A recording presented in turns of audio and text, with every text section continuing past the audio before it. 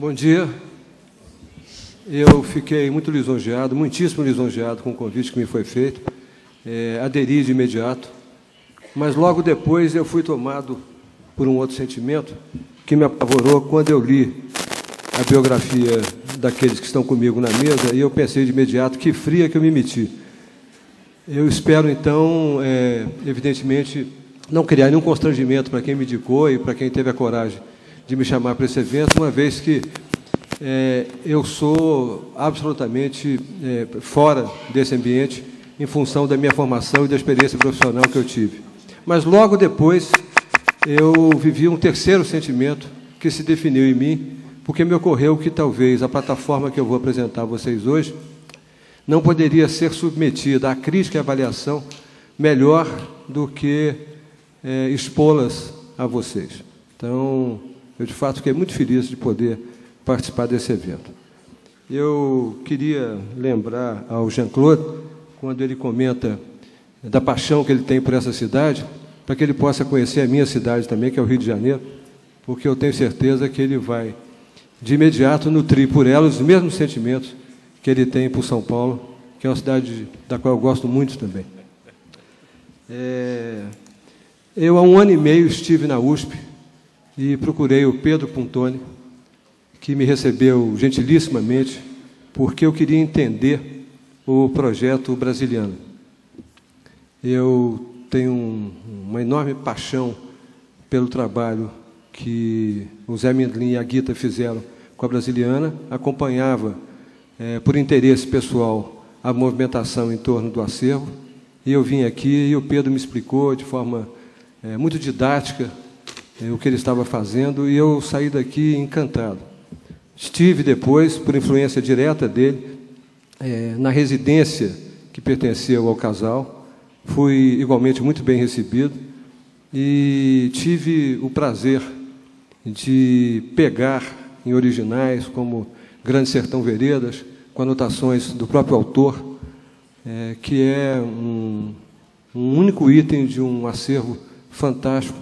E saí dali, confesso, muito motivado para o desafio que nós nos impusemos na sequência. Nós somos um grupo radicado no Rio de Janeiro, que existe há 25 anos, e que desenvolve e distribui conteúdos de entretenimento, de cultura, de capacitação e formação, conteúdos educacionais e jornalísticos.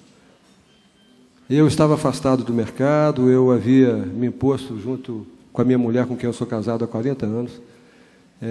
A gente sair um pouco e retomar projetos que haviam sido deixados assim na estrada que nós percorremos, mas eu fui chamado por um amigo para esse projeto, por um único indicador. Como eu sou um leitor apaixonado, eu gosto até de livro ruim, ele me chamou para que eu pudesse conduzir um projeto de e-books, que eu vi, a princípio, com monumental reatividade e com grande reacionarismo. Eu não conseguia entender como é que as pessoas admitiam a possibilidade de ler um livro, um bom livro, num device, num tablet qualquer. Eu achava que essas plataformas eram impessoais, frias. Mas, mesmo assim, exortado por esse convite, eu resolvi estudar. Participei de alguns seminários internacionais, participei de importantes seminários realizados pela Câmara Brasileira do Livro, fui a algumas feiras mundiais, e aos poucos eu fui me distanciando desse preconceito inicial, e eu acabei por me afastar definitivamente desse primeiro movimento quando eu fui pedir a bênção a alguns editores. Eu os conheço, alguns há algum tempo, e com os parcos conhecimentos que eu reuni durante esse período de estudo, de imersão, a pergunta que eu lhes fiz foi a seguinte: por que, diante da inexorabilidade do livro digital, as editoras estão tão recolhidas e criaram uma espécie de uma linha de defesa em relação a isso, postergando o inevitável? E eu ouvi vários comentários, e 3 deles me fizeram entender um pouco melhor e mais clara e objetivamente o porquê dessa reação, sobretudo do mercado editorial do nosso país. Primeiro, eu percebi que havia se generalizado no imaginário coletivo dos editores uma espécie de síndrome do DRM. O DRM um controle, um gerenciamento de direitos autorais que, na opinião consensual dos editores, tinha que forçosamente ser utilizado de forma a preservar a natureza dos conteúdos, evitando que eles fossem pirateados. E isso ganhava uma dimensão maior no imaginário dos editores, na medida em que eles temiam, justificadamente, que pudesse acontecer com o mercado do livro, quando fosse para o suporte digital, o que aconteceu com a indústria fonográfica, com a iTunes, que arrasou a indústria fonográfica em todo o mundo.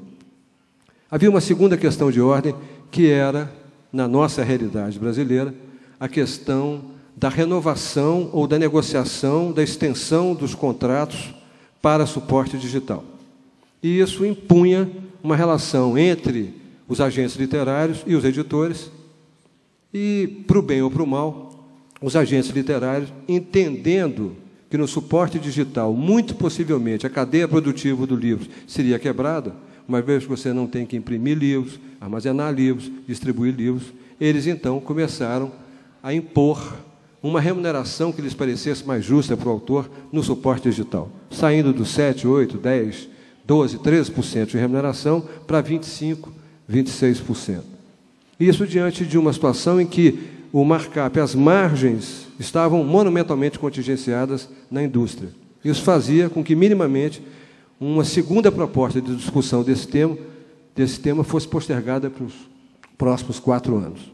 E havia, por fim, um outro elemento que também justificava parte dessa resistência, que era a questão da tecnologia. EPUB, InDesign, eu vou ter que internalizar a tecnologia, eu vou ter que investir nisso na minha companhia, eu vou ter que terceirizar tecnologia. A partir desses dados que eu recolhi, nós, então, montamos uma estrutura multidisciplinar formada por bibliotecários, bibliotecárias, por indexadores, por publicitários, por jornalistas, por geradores de conteúdo e por alguns produtores literários no Brasil, para estudar alguma coisa sobre a influência do que o Pedro fazia na Brasiliana, que pudesse permitir, através de uma plataforma digital, a democratização do acesso ao conhecimento. Nós nos deparamos, de imediato, com um dado de realidade que foi construído, digamos assim, no final do segundo mandato do presidente Lula, quando, por lei, ficou definido que até 2020 todas as escolas públicas ou privadas do país terão que ter forçosamente uma biblioteca na relação mínima de um livro por aluno. Nós, então, resolvemos nos debruçar sobre essa realidade e percebemos... Podia passar o próximo slide, por favor? Que no Brasil há hoje... Acho que sou eu que tenho que fazer isso, espera aí. No Brasil há hoje cerca de 200 mil escolas, públicas ou privadas. E dessas 200 mil escolas, 65% delas não têm sequer uma sala de leitura. E essa é a realidade com a qual nós nos defrontávamos. E o governo propôs há um ano que daqui a 9 anos essas mesmas escolas, monumentalmente sucateadas, sobretudo aquelas ligadas à rede pública, tivessem uma biblioteca edificada, com bibliotecários, catalogadores, indexadores, com acervo no padrão ortográfico, com acervo dinâmico. E, pasmem, esses importantes segmentos da sociedade civil brasileira aplaudiram essa iniciativa, que nos parecia absolutamente famigerada, maltrapilha, e nos ocorreu, então, no primeiro momento, antecipar um pouco essa oferta. Esse foi também um dos vetores que nos ajudou na concepção e na arquitetura da nuvem de livros. Nós estamos falando, portanto, de 15 milhões de jovens que não têm nos seus ambientes escolares sequer uma sala de leitura. Essa é a realidade do nosso país. E agora está na Constituição. A partir de 2020, todas as escolas, repito, terão que ter forçosamente uma biblioteca nessa relação de um livro por aluno. O Brasil hoje tem mais aparelhos celulares em operação do que habitantes. Para uma população de 190 milhões de brasileiros, o Brasil tem hoje 230 milhões de aparelhos celulares em funcionamento. Crescentemente, o ano passado o crescimento se deu numa faixa de 2 milhões e 100 mês, e a partir desse ano nós estamos atingindo 3 milhões de novos aparelhos celulares colocados no mercado. Nós somos também o terceiro mercado mundial de computadores do mundo. Nós só perdemos para a China e para os Estados Unidos. As conexões de banda larga no país tiveram um crescimento de 51,5% nos últimos 12 meses. Hoje, o Brasil tem 39 milhões de conexões banda larga, sendo que isso representa mais do que a população inteira de países como a Áustria, a Bélgica, a Dinamarca, Portugal e a Suíça somadas. Nós, então, a partir dessa realidade, que estimula a criação de uma biblioteca em cloud, nós resolvemos montar a nuvem de livros, que é multiplataforma. A nuvem de livros pode ser acessada de qualquer device, Android, iOS, iPad, web, em qualquer lugar do país e do mundo. Para isso, nós investimos muito dinheiro, muito talento, e algumas pessoas me perguntam, o que revela assim, um preconceito muito cultural. Vocês fizeram tudo isso no Rio de Janeiro, como se não fosse possível lá a gente realizar alguma coisa que tivesse mérito e eficiência e tal. Mas rapidamente a gente vai se livrar desse estigma e dessa pecha. Bom, a nuvem, ela não é um depositário de livros. Ela é uma biblioteca fecunda, substantiva, pluralista, da qual nós nos orgulhamos muito. Isso me lembra a Raquel de Queiroz, que é uma grande intelectual brasileira. Um dia perguntaram para ela se ela tinha lido o livro de um afamado, renomado, reputado e controvertido autor brasileiro, e ela falou, não li e odiei. Esse também foi um dos critérios que nós exercitamos para compor o acervo da nuvem de livros. Nós queríamos uma biblioteca que contemplasse todos os gêneros de produção literária, ensaios, contos, crônicas, novelas, epopeias, sagas, biografias, mas nada de livro didático. A gente queria, fundamentalmente, lidar com livro paradidático, de modo a complementar o esforço das editoras e do próprio governo, no sentido de dotar a sociedade, quer dizer, alguns elementos que pudessem propiciar e horizontalizar o acesso ao conhecimento. A nuvem aproveita o acesso de banda larga disponível no país. Em alguns estados, como a Amazônia, você tem 100% de cobertura de banda larga, e todos os livros estarão permanentemente nas nuvens. Nós não vamos permitir o download do conteúdo. Quando você fechar o seu device, aonde quer que você esteja, o livro, a obra, volta para as nuvens, que foi criada por uma rede de supercomputadores. Nós hoje temos uma estrutura fora do país, em alguns servidores, de grande envergadura e musculatura, que permitem, por exemplo, que num fragmento de segundo, 1.000, 2.000 pessoas acessem o mesmo conteúdo sem que haja qualquer bug. Nós submetemos à plataforma uma série de stress testes, ela já passou por alguns testes de carga. Então, a nossa ideia é permitir, ao contrário do que propõe o governo, na relação mínima de um livro por aluno, que quaisquer indivíduos, num nanosegundo, num fragmento de segundo, ao acessar aquele conteúdo, possa disponibilizá-lo imediatamente. E nós resolvemos criar um ambiente que, de uma certa forma, adensasse e incorporasse a dinâmica do leitor potencial que nós queremos atingir, esse jovem inquieto, que está nas redes sociais, no Orkut, no Facebook, no Twitter, na dinâmica do seu próprio tempo, adaptando a linguagem, sem paternalismo, para que ele pudesse rapidamente se deixar envolver pela nuvem. E nós, então, criamos todo um ambiente muito favorável e de grande atratividade para permitir que isso ocorresse. Mas como legitimar o nosso esforço? Como avalizar o nosso esforço, dando, de fato, garantias cartoriais de que a nossa biblioteca era verdadeiramente fecunda.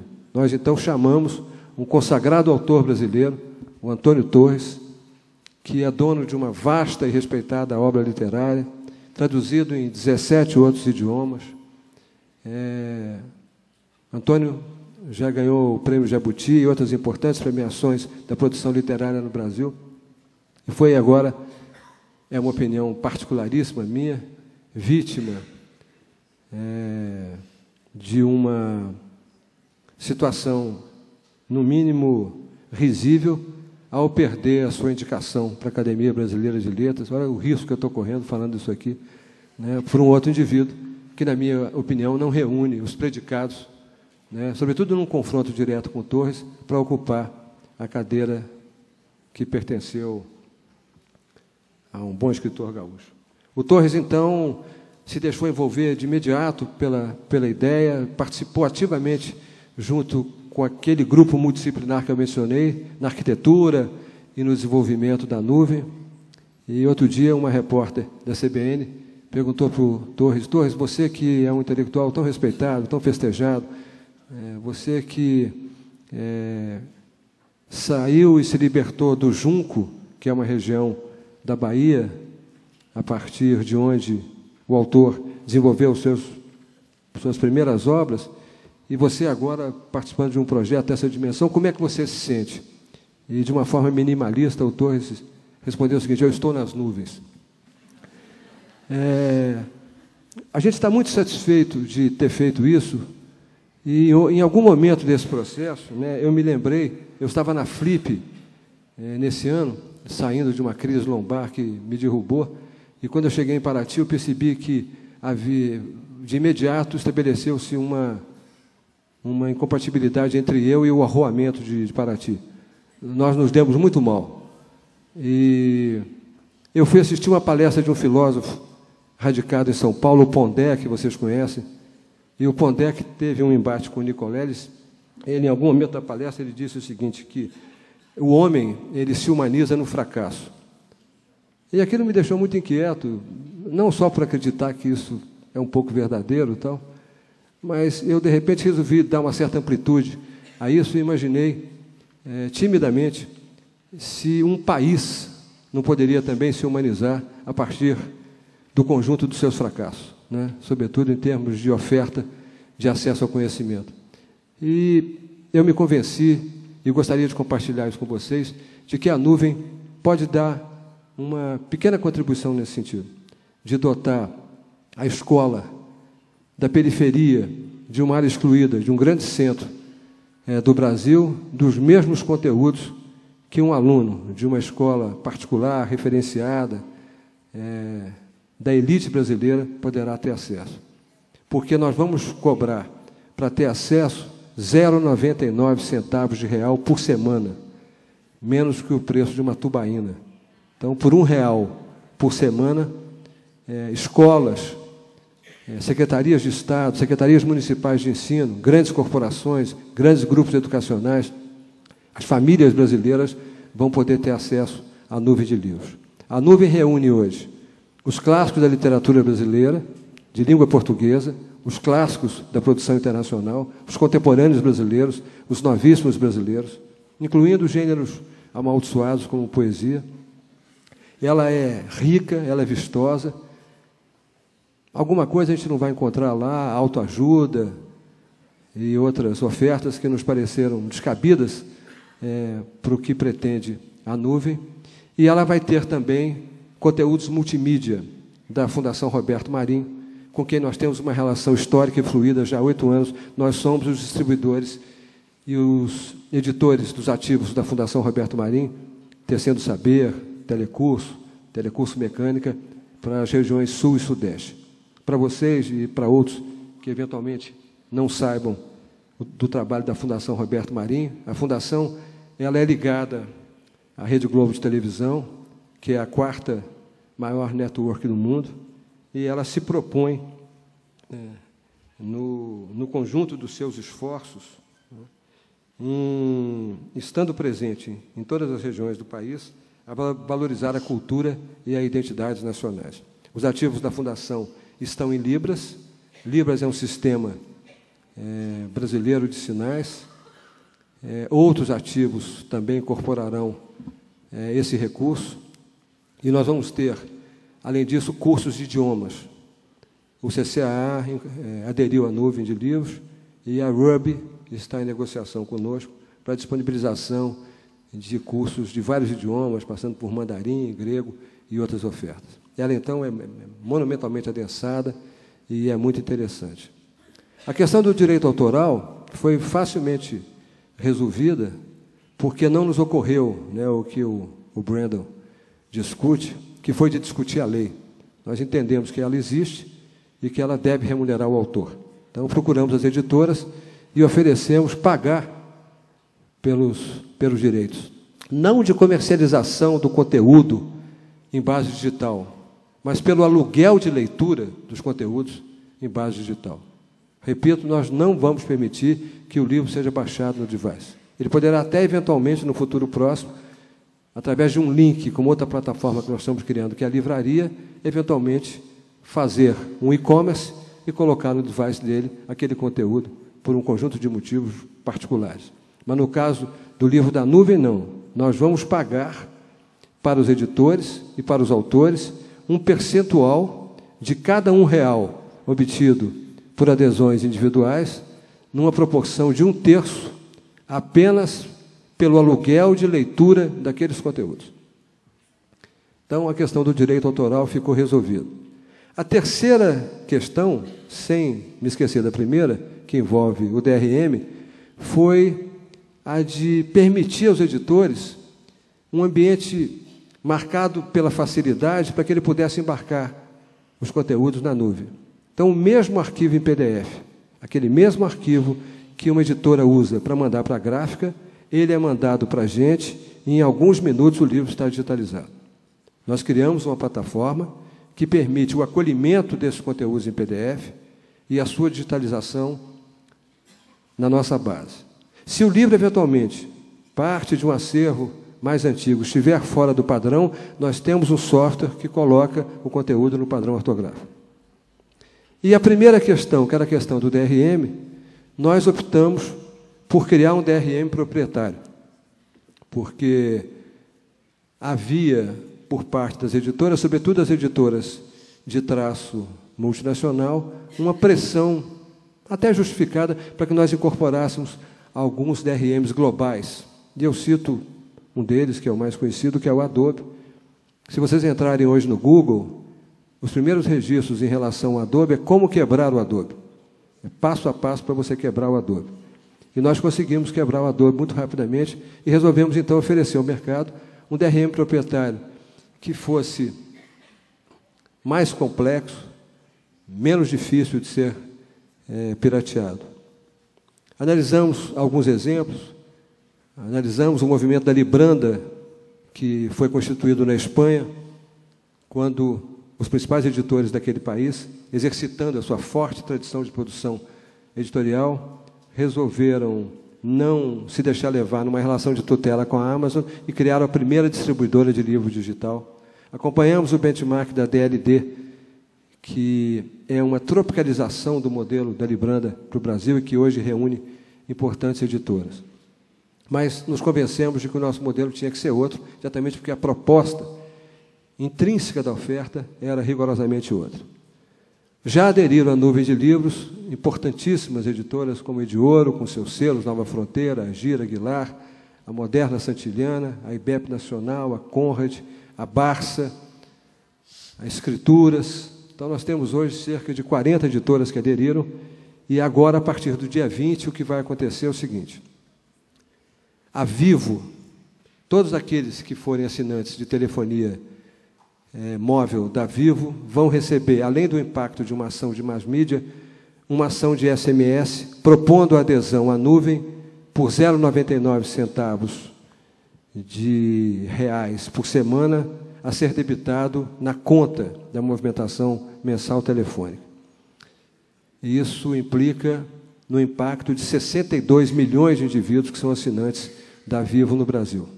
A Itautec, que é uma importante montadora de hardwares no Brasil e que é líder em processo de automação bancária, nos procurou, porque, apesar de ter um processo de engenharia muito sofisticado, na sua linha de computadores pessoais, Note, Netbooks e Itautec, eles entenderam que, em algum momento, os produtos se assemelham com ofertas da concorrência, como Dell, HP, porque da configuração mais tímida, a configuração mais robusta, em algum momento há semelhança de engenharia. E eles entenderam, então, que deveriam anabolizar suas ofertas, agregando valor aos seus hardwares. E, a partir do dia 20 deste mês, em qualquer lugar do país, onde um de vocês adquirir um computador pessoal da Itautec, quando o Windows estiver sendo baixado, vocês vão ser surpreendidos com um aplicativo em flash chamado Descomplica para você, explicando um pouco a natureza daquele device, os seus facilities, e propondo 30 dias de degustação em 3 plataformas nossas. A Nuvem de Livros, o Jornaleiro, que é a primeira banca de jornais e revistas digital do país, que foi criada também por nós, e que já reúne hoje 150 títulos, e alguns importantes jornais brasileiros, e um clube de conteúdo mais leve, que é um programa de reeducação alimentar. E todos os assinantes do Globo e do Jornal do Brasil, que são 2 dos quality papers, dos mais importantes jornais do país, receberão também uma proposta de adesão promocional à Nuvem de Livros. A nuvem, então, ela tem essa fisionomia, ela tem esse ambiente, e eu vou tentar aqui, correndo todos os riscos do mundo, já que essa plataforma está rodando em beta, acessar a nuvem para vocês terem uma ideia de como é que ela funciona. É só um minutinho, porque eu sou totalmente inepto para lidar com esse equipamento, mas vou tentar me superar para mostrar para vocês como é que ela funciona. O endereço é 21, o código. Lá. Não, é www.nuvendelivros.com.br/vivo. A URL é essa. Nuvem de Livros/vivo, ok? Não, www.nuvendelivros.com.br/vivo. Tá? Bom, quando alguém fizer adesão, no caso da Vivo, que é mais expressiva, porque impacta de imediato 62 milhões de indivíduos, você vai digitar um LA, que são 5 algarismos, recebe imediatamente uma senha, e com essa senha, de qualquer lugar, de uma lan house. A lan house também é um fenômeno brasileiro. Você tem 200 mil lan houses hoje, tem uma lan house para cada escola pública ou privada no nosso país. Daquele computador 286 sucateado que você tem em casa, no computador do seu trabalho, na faculdade, você vai poder, então, acessar a Nuvem de Livros e ter, de imediato, acesso a cerca de 4.000 obras. Essas 4.000 obras, como eu comentei com vocês, elas contemplam vários gêneros. Você tem uma oferta muito significativa, os ativos da Fundação Roberto Marinho estão todos lá, e você tem a possibilidade de permitir, na rede de ensino, pública ou privada, que o professor interfira em tempo real, possa eventualmente identificar se aquele conteúdo está sendo de fato lido pelos alunos em sala de aula ou em quaisquer outros ambientes. Ele poderá interferir, eventualmente recomendar um reforço escolar, um conteúdo de reforço escolar, e nós teremos também algumas salas privadas, 21 7122 2198. Eu estou simulando como vai acontecer. Quem fizer adesão pela Vivo vai digitar o seu celular e a sua senha. 7122-2198.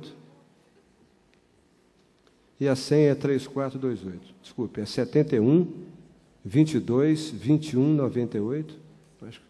E a senha é 2198.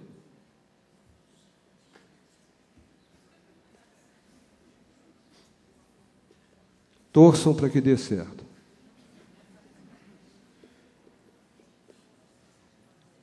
Eu vou fazer, ou tentar fazer, algumas simulações e pegando, se possível, capturando alguns conteúdos multimídia para que vocês possam ver como é que eles rodam.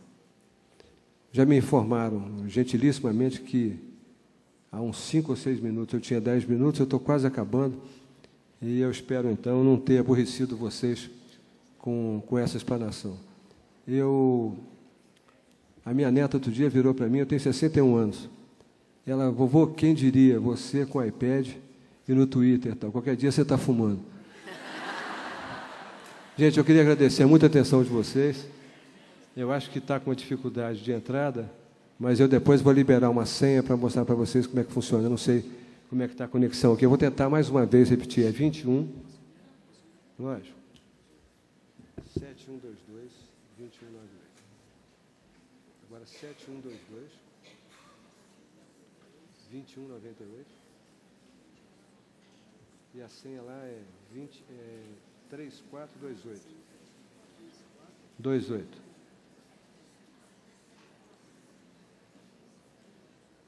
Acho que agora vai. Eu acabei de fazer uma reza forte aqui. Vai dar certo. E você vai me ajudar monumentalmente com isso aí. Bom, está aí a nuvem. Quando uma criança em idade escolar entrar na nuvem, ela vai observar 2 personagens. Um robozinho, que a gente denominou de Palavra, é o nome dele, e um avatar, que será a personificação do usuário dentro da nuvem de Deus. O avatar vai permitir que você o modele da maneira que quiser. Se for uma menina, ela pode trocar os cabelos, botar uma Maria Chiquinha, prender um rabo de cavalo, botar um Spencer, uma botinha, muda o tom da pele e tal. Então, essa pessoa vai ser representada pelo avatar. A gente acha que falar e exercitar com pudor a linguagem do usuário em potencial pode ajudar a ele contextualizar um pouco mais a adesão dele à nuvem. Esse avatar será reconhecido pelo nome. Quando você, depois de ter feito um cadastro, nós vamos saber o seu nome, e quando você entrar com o seu cadastro, o avatar já vai te reconhecer pelo nome e vai te falar: olá, Maria, você voltou, eu posso te ajudar? Aqui você tem uma estante, essa estante você pode clicar em qualquer um deles. Nós temos uma estrutura de metadados muito interessante, porque o nosso pessoal de TI, isso não é muito do perfil de gente de TI, mas eles deixaram a altivez de lado e ouviram um pouco os bibliotecários e entenderam que tinha que ser, de fato, construída below the line, uma estrutura muito rica de metadados que te permite localizar a obra, o conteúdo, pelo nome do autor, pelo sobrenome, pela editora, pelo título, pelo subtítulo. Você pode capitular, você pode correr, dar fluidez à sua leitura, você pode ampliar. Nós temos uma estrutura muito interessante de leitura, e aí você pode, então, ter acesso aos livros. Gente, muito obrigado. Deve passar aí, mas eu não quero atrapalhar a agenda. Eu estou muito feliz de estar aqui. Obrigado por tudo.